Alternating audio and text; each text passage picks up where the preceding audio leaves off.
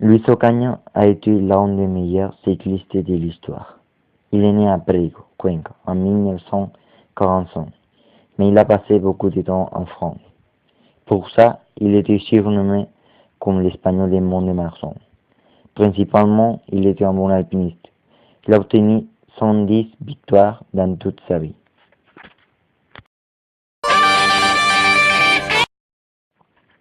Il est parti à la France quand il était petit avec sa famille.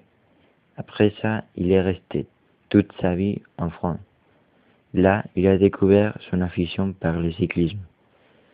Aucune équipe française ne le voulait pas dans son équipe, et pourtant, il a décidé de courir dans une équipe espagnole.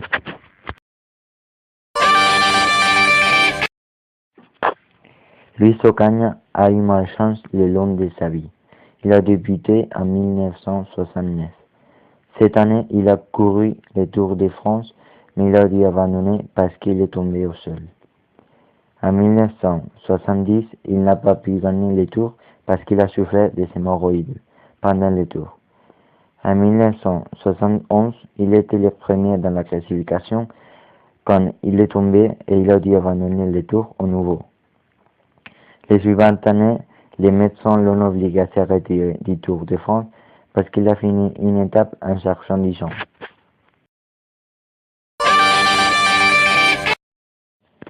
En 1970, il a obtenu le Tour cycliste espagnol. Mais finalement, en 1973, il a gagné le Tour de France. Mais il est aussi tombé parce qu'il s'est croisé avec un géant. Cette fois a été l'unique fois que lui a gagné le Tour. Depuis, il a reçu être roi de la montagne dans le Tour cycliste espagnol en 1969. Il a aussi obtenu le Grand Prix des Nations.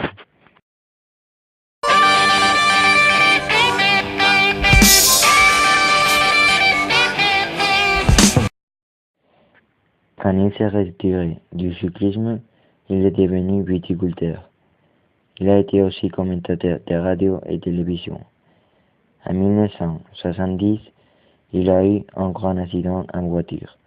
Ses grands problèmes de santé et sa malchance l'ont fait se suicider en 1994.